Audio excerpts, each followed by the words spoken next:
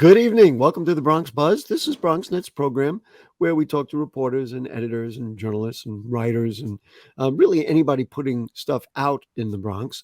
And in our second segment today, we're going to talk about the legacy of actually not a Bronx baseball player, specifically Roberto Clemente, and somebody from the Bronx who did something incredible in the great ones name. And so we'll do that in our second segment. But in our first segment, we're going to meet frankly, a new reporter covering the Bronx. And so let's say a good evening to Jonathan Custodio, who covers the Bronx for The City. And nice to meet you. Nice to have you with us, Jonathan. Likewise, very excited to be here. Thank you for having me, Gary. What I learned about you is this: you got the responsibility of covering the Bronx for The City, and for you, this was a homecoming. Talk to me a little bit about your background. Let people know how well we can relate to you because of where you're from and where you're at. Yeah, I was born in Lincoln Hospital, raised on the road. It's very much been just a full circle sort of experience for me. I went to Cardinal Hayes High School, eventually went to Lehman College, did some reporting for a local outlet, Norwood News. Shout out to them. Very much honed me as an intern. And, from there, journalism, you kind of go all over the place. I ended up in DC last year working with Politico after I worked with them for a while in New York. And I did a fellowship there. And, ultimately through that fellowship, I understood that I wanted to come back home. The Bronx means so much to me, and to cover the borough is like a dream job. So, yeah, I saw the opportunity with the city and I was like, man, this is just. Wow. This we love Bronx people covering the Bronx. I don't have to tell you because you know how we feel about people actually understanding what's going on here, and people dropping in from elsewhere. So it really is. I'm thrilled that when you say, hey, a dream job covering the Bronx, and of course having been raised through grassroots papers like the Norwood News. Great, great, great, great, great. Happy to have you. What is it about journalism and even covering the Bronx, but what is it about doing this work that inspires you? Because it sounds like something you started with and then you said, wow, I think I really like this.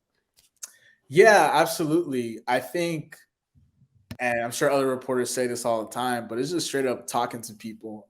You hear so many fascinating and important stories that really resonate with you when you're out sort of in the streets, talking to people. And I think particularly in the Bronx, in a borough where, kind of like you alluded to, a lot of people parachute in, having that sort of ingraining yourself within the borough and like talking to people, and people can kind of recognize, that you're from there. I think it jumps up another level, and sort of having those underrepresented stories brought to the forefront is something that's really important to me, and I take a lot of pride in. And I think that Wow. pushed me as a journalist. I want to stand up and applaud because you said all the things that are like music to my ears. I've been doing this for a long time here. So let's talk about something you covered. And if you born and raised here, you know about the Kingsbridge Armory. We have been talking about this thing for a very long time. We had a plan. I happen to have thought it was an interesting plan, but of course, the people who ran it didn't really, it appears, didn't have the resources to do it. And now we're back to square one. Where are we at? What do you know about the Kingsbridge Armory at this point? Yeah, we are back to square one. So right now, it's sort of in the community engagement process. The Economic Development Corporation (EDC) and the city, the city, but New York City, said they would start that process, which is about a 6-month process, by the end of September. And that sort of involves, official feedback from community members, what exactly they want, what they would like to see there. Organizers held a rally last month to sort of push this idea of equitable redevelopment, and that would mean prioritizing local hires, environmental sustainability, and a big one in terms of cooperative ownership. They want to have a say in sort of what they do with the land and also the building itself. and they felt that, that's an extremely important part of this process that they sort of want to make up for in the last process. Obviously, like you said, it sort of took a tumble. It was supposed to be a national ice center, bunch of hockey And rinks. it didn't work out. I want to go back to this notion of community input, because for that project, it was really an historic community benefits agreement that was passed, which included many of the things that people wanted. No sugary drinks for sale, extra, I think it was 50,000 square feet of community space. There was a minimum wage requirement, which the former borough president, Ruben Diaz Jr., was very proud of, saying that that was going to be the case. So what you're saying is the whole thing has to be renegotiated. I mean, that CBA is now part of history, and what I just said is gone, and then we're going to literally start again. That's incredible to me. Yeah. It's been a long process because I think that deal was announced 2012, I think. So it's finally sort of bit the dust earlier this year.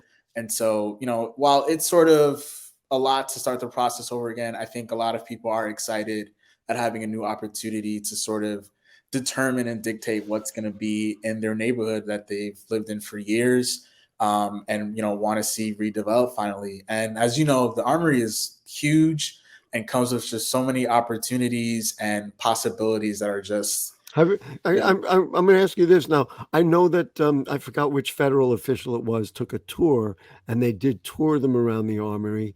Have you been in the building? Have you taken a little tour? Yes, I was on that Oh, tour. you were on that tour. Yeah, I was on that tour, and it was Labor Secretary Marty Walsh, Yes, that's um, what it was. Thank you. who was being taken around with Congressman Adriano Espaillat. And so he was showing him the Armory along with EDC officials who, kind of knew the area a little better. And it really only scratched the surface. They took, show you the ground level and then a couple floors down, and there's still a bunch more to go. I'm going to just tell you this, because I did get a tour. Actually, it was with Mark Messier's people way back when they were doing it. And that level, it's one thing, the drill floor, which is, it's like you could say you could have Madison Square Garden in there. Yeah. Not quite the garden with all the different levels, but you could run a 5,000 seat arena in there for all our basketball games and, sports and concerts. You could run, it would be just an amazing venue. But below it, what people don't realize, there is a huge concourse that I just think could be, like the market that's like at Grand Central Station, with local people, all the Bronx people coming out and being able to sell stuff. I just think that opportunity is immense as an economic generator for the borough. Am I on target? But you and I can do a quick vote. We'll pass the whole thing. Nah, for sure. It's huge. It's massive. And I think, like you say, there are a lot of opportunities, which has people excited, including like the community and potential developers there. And so I agree. Like, I think part of the original plan was, or the last plan was, to have a massive arena. And I still think that could be in play. But organizers in particular are careful about throwing out what sort of potential ideas are Right. community. I want to get to one other topic before we run out of time. Do you think, this is just an opinion thing, do you think people are really going to be listened to? Because people in the Bronx have a chip on their shoulder that says it doesn't matter what we say, it doesn't matter what we do. The powers that be, someone who's as powerful as Adriano Espaillat and working with the federal government, they're going to make a plan. They're going to hear us, but they're going to do what they want anyway. We'll just have to see. I'm terrible, I know. We'll just I've have been around here too long, I think. we'll just have to see, after this official feedback process, what the next plans are and how much that lines up with what community members wanted. Yeah. So we will find out. I wanted to mention another thing, which has got a whole other point of view, a thing that's going on. You wrote about a guy named Moe Stien, who is the second generation owner of the iconic Frank's Sports Shop. He had died at 93. Just talk about, Mo is one thing to talk about, but these kinds of people who have really heart and soul have been in the borough of the Bronx. So your article was great. It was kind of a little bit of an obit and a little bit of a history thing. Just talk about Moe Stien and what he meant and what these kinds of people mean to the borough of the Bronx.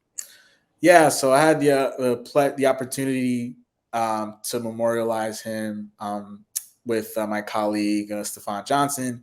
Moe Stien was someone who had been in the community for generations and had withstood, so many obstacles thrown at the Bronx for decades, which is a borough that is often, sort of looked down upon from other boroughs.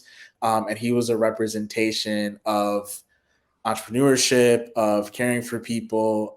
His son kind of described him as, a tough, stubborn, people first salesman. I think one of his quotes was, he could sell ice to the Eskimos. Was pretty Well, funny. I think more importantly, he could sell a baseball jersey to a baseball fan, and that was much more. Now, just I don't want to put you on the spot. Did you ever go in there? Have you ever I been in? did. I Yeah, did. I've been in there a number of times. Yeah, yeah, yeah. Bought stuff the one thing, it's like the old fashioned Army and Navy shop, where you'd go in and and the other thing was talking to the people who worked there was like me talking to you, a Bronxite. You would just talk to people who get it. No, absolutely. Like people who work there are, from the Bronx or have very strong Bronx ties. I talked to one person who he had been working there for 14 years and, he very much respected Mo a lot. And, Mo had trained them and, Mo had meant a lot to him. I talked to someone else who grew up in the area, played basketball nearby and sort of came full circle. He had a change in career after he worked with people who, he was a counselor. And so after that, he kind of wanted to change and he found himself in retail at Frank's Sports Shop. And he never imagined that he would come back there, There from you his. go. Listen, we got to run Jonathan Custodio from The City. We are all going to read The City. We're going to look for what Jonathan writes about. We're going to be thrilled that one of our own TCB is taking care of business in our hometown. And it's been an absolute pleasure to meet you. And we're going to look forward to reading everything you do at The City. Thank you so much for joining us. Absolutely. Thank you so much for having me and hope to come back soon. Yeah, that will happen. What we're going to do, we'll take a short break. We're going to talk about the great one. We're going to talk about Roberto Clemente and somebody who did something really special in the name of Clemente. And when you walked into Frank's Sports Shop, you could see Clemente's jersey up on the rafters there if you wanted to buy one. So there you go. We'll take a break. We'll be right back.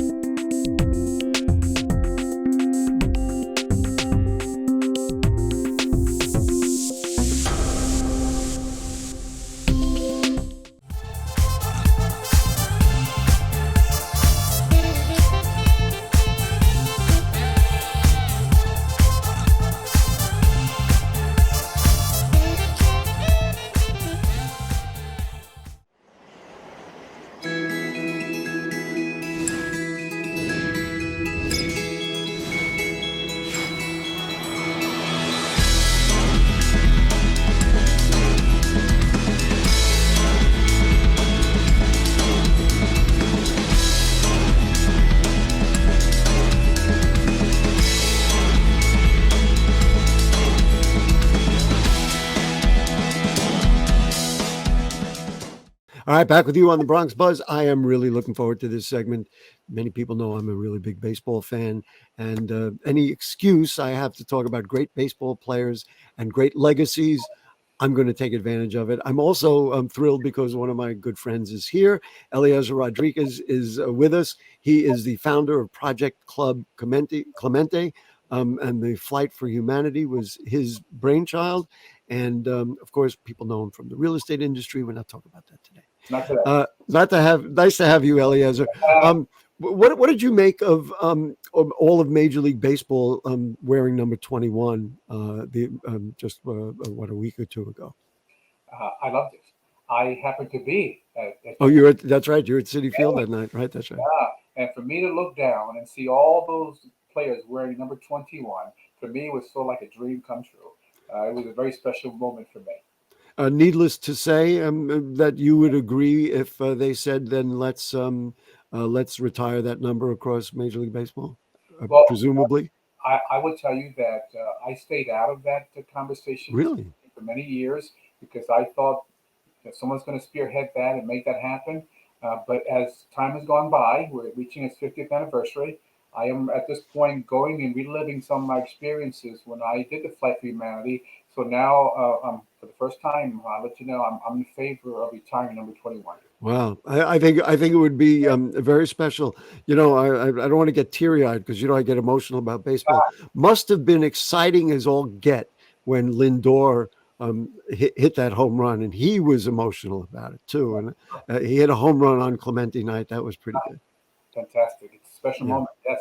Why? I mean, stupidest question of the day. Why is Roberto Clemente so revered? Why did we name a center of 149th Street after Roberto Clemente? I mean, there's a new plaza, Roberto Clemente Plaza. Why is he so special? Why do people like you and many others, even me, want to see his number retired across baseball? What makes him the great one? Well, the great one did not. The great one played baseball as a means to an end, and the end was to help the people that were less fortunate. He gave up his time to go out and teach the kids baseball. He had a great pride for his hometown. He represented baseball players. I call him the pulse of Major League Baseball, what every baseball player ought to be like when they're not wearing a uniform.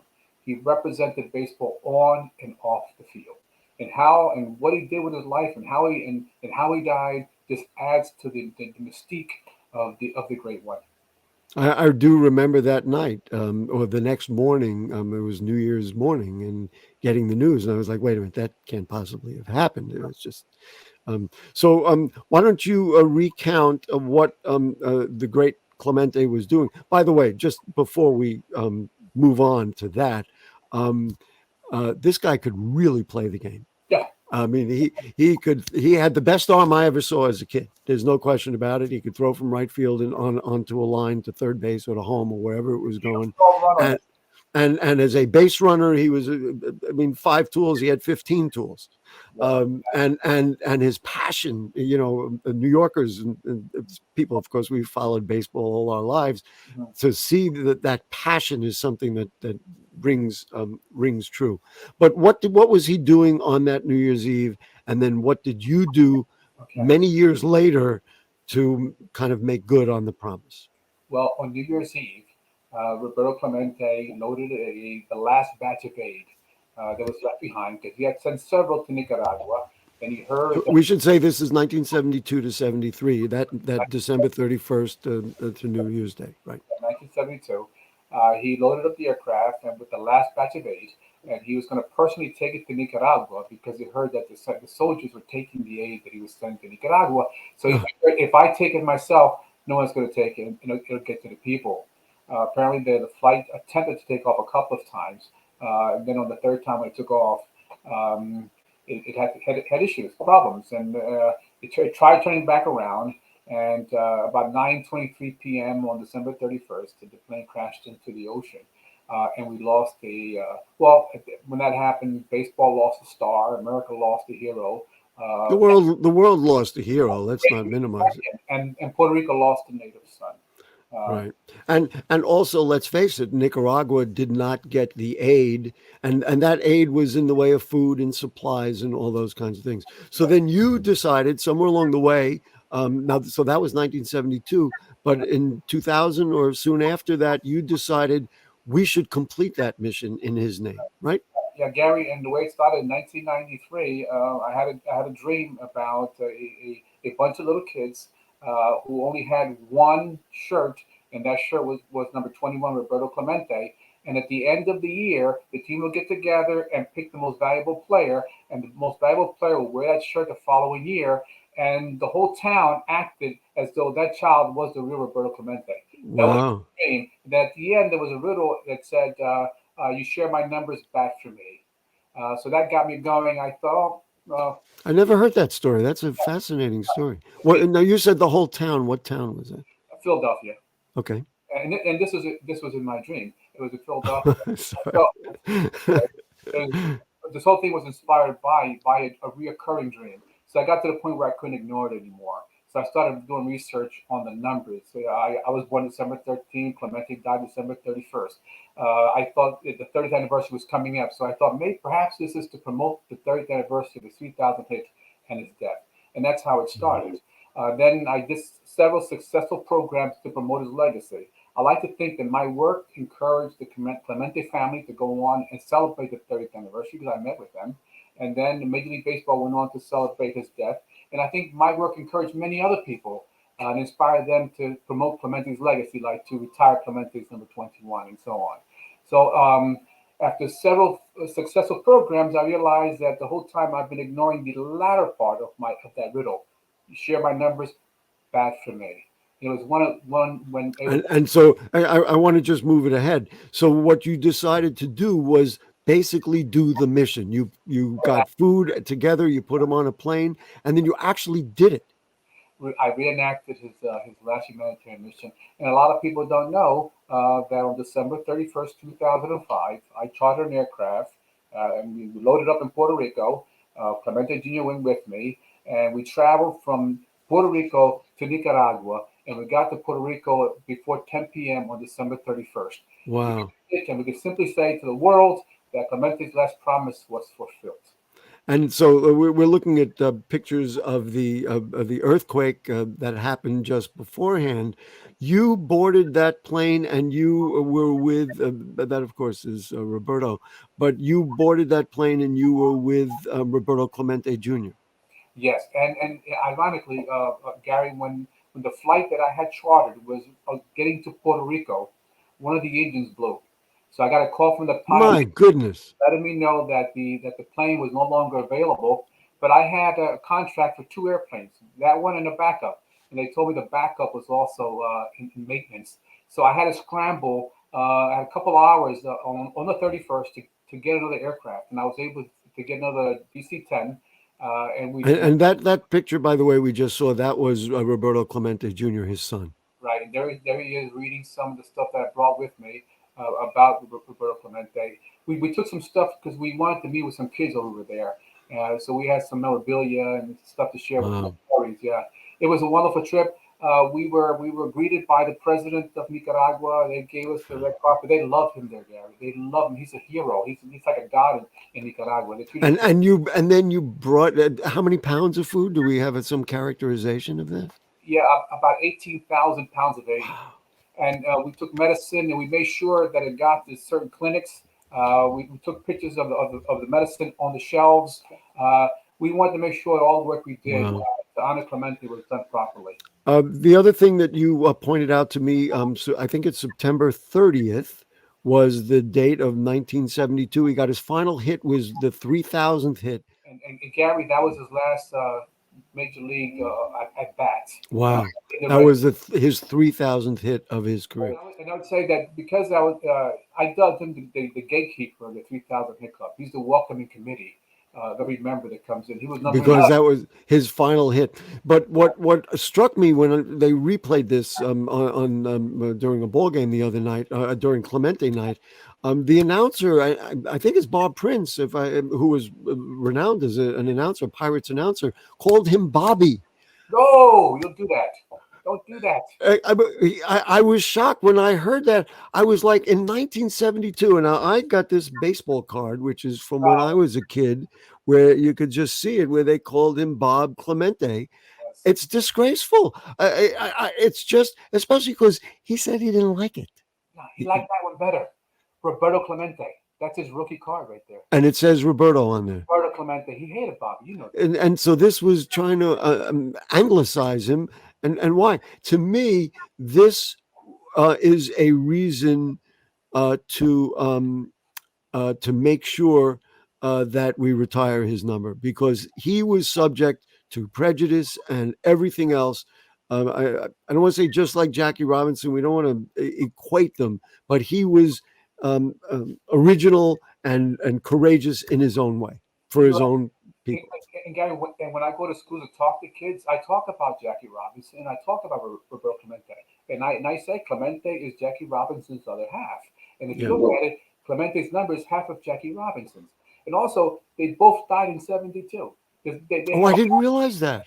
They have a lot of similarities. Wow. Anyway, listen, Eliezer Rodriguez, we got to go. Project Club Clemente. Is there anything else you want to just let us know before we? I don't know if we could see it. That's his signature. And I do want to tell you, Gary, that last year for his anniversary of his big league debut, I finished my screenplay that depicts my experience with my dream and my real life. Oh, I didn't know that. And it's called the Light in the Shadow in Darkness. When it's ready to go, obviously we're here. We'll be friends for a long time, I expect. Eliezer Rodriguez, there you go. I don't root for the Pirates, but I do root for number 21. And the Pirates took care of my Mets, unfortunately, and that did not make me happy.